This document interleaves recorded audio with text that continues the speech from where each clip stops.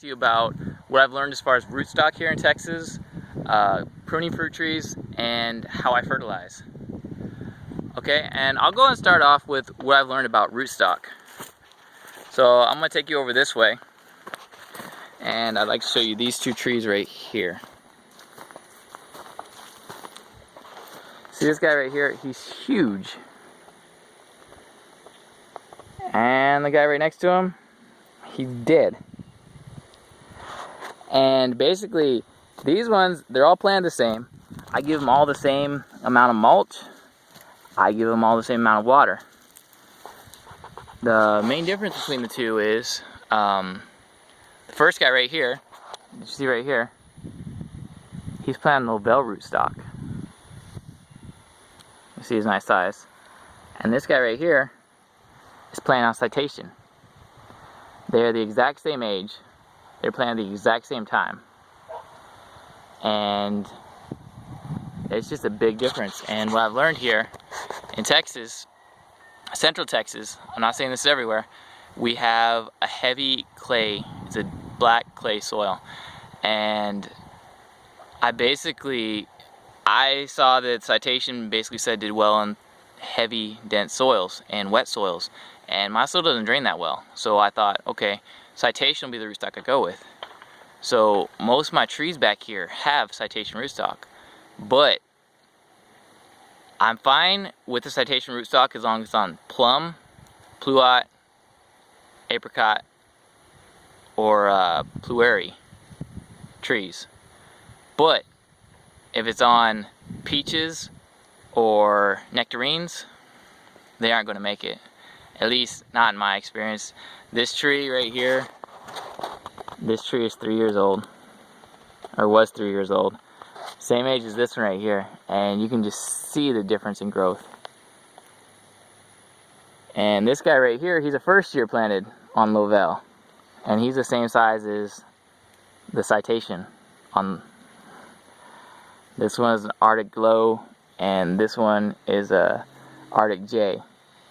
And this guy replaced another citation tree. In fact, these little guys you see right here, these next, that one, this one, and this one, they're all replacements of citation rootstock because I just couldn't get to work down here. I hear it's fine if you water every week and you give a good thick watering, but I just couldn't have much success with it around here. And frankly, I don't see much of a point in trying to use a citation rootstock down here if I can have that much success with Lovell. So if I show you right here, this one right here, as we've been seeing, is Lovell. That's a newly planted one. He was replacing citation. This guy is also Lovell, and so is this guy. And you can just see the size of these trees is just much bigger than the ones I have on citation. Citation, like I said, this is another citation guy right here, and I'm not so sure he's going to make it either. And I have this guy who's on citation too. This is Spicy Nectar Plum. This is Arctic Star Nectarine. And right next to him right here, you can see this is another tree on Lovell. Another nectarine right here on Lovell.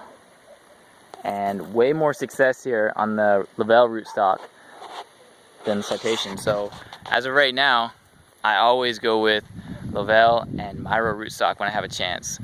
There's certain varieties I don't have a chance on, I will go with citation on as long as it's a plum or pluot. If it's a peach, I pretty much just say forget it. I won't try that. But I'm not saying that goes with everybody. And the other thing I try to do, I try to maximize my space right here. And so right here, you can tell how I plant the trees. I plant them all really close together. But you can tell right here, this right here is clover. And I use this to help with fertilizing. This produces nitrogen, which, you know, nitrogen is something I'm low on here. And you can see right there, I don't know if you can see them, they got little bees buzzing around here. And this basically gives the bees some food, and it gives other beneficial insects a nice habitat to kind of roam in. And right now, I kind of like that. Next year, I might plant some vegetables under the nice canopy here, because the Texas sun tends to kill them a little bit. But I mean, you can see right here, these are still nice and green, and I also tend to water this area more because I have the trees here. And these are just nice and green, everything's healthy. And so I might try doing something like planting some vegetables in here and just try to make this more of a food forest type of habitat. I still like the clover. I'll probably still have some clover in here because I need some nitrogen fertilizer, and clover helps with nitrogen.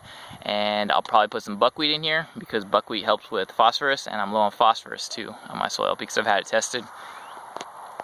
The other thing I'd like to show real quick is just how I do my trees right here, because my trees are all about, I try to keep them about 8 feet tall at the tallest. And so let me see where my guy is. This guy right here. So this guy right here is about 9 feet tall. I'll probably cut him down a little bit. So you can see right here where I have cut him down, I've cut him down to about 5 feet tall. And you can see he's growing from right there and right there. And you can see I made another cut right here. This is about 5 feet 6 inches right here. And you can see he's got 3 different growths on him. So I'm basically getting my scaffolding, my branch structure up in kind of 5 foot area. That way I can produce like other branches off there. Because like right here, where it splits off right here, if I get much branch structure up there or much fruit up there, it's just gonna be hard for me to harvest. And I know that's, for me right now, that's not really a big deal. But I mean, later on in life, I'm probably not gonna have to climb like a 10-foot ladder or something to harvest my fruit. I'd rather keep it low. So I mean, you can see from when I first planted these trees, let's go to this guy right here. You can see I made my original cut right in here, which is just about 2 feet off the ground. And you can see him. He is definitely branched out and structured nicely. And that's how I deal with all my trees here, because I prefer the lower structure. And you can see this guy right here.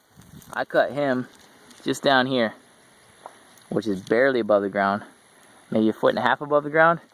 And you can see he still grows just fine. In fact, they tend to grow quicker that way, if you ask me, because I always cut my trees down.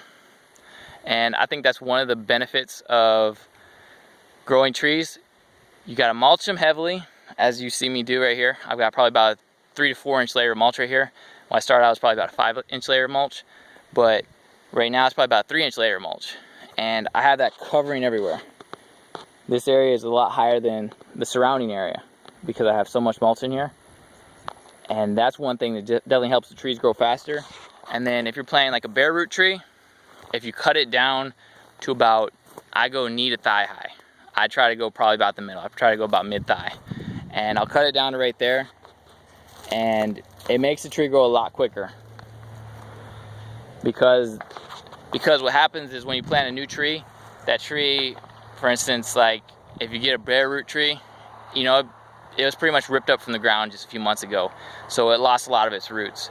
Or if you get like a tree from Home Depot, the root structure is just in a little bitty pod, you know, just a little bitty pod. And so you got a huge tree, you know, they sell trees about 5 feet, 6 feet tall. So you got a nice big tree and your root system is just, it's just barely there. And so even if you cut those trees back, they'll grow quite a bit too. So I think those are 2 main things as far as growing fruit trees. But I thank you guys for watching. If you have any questions, just ask me. Thank you so much, guys. Till next time. Bye.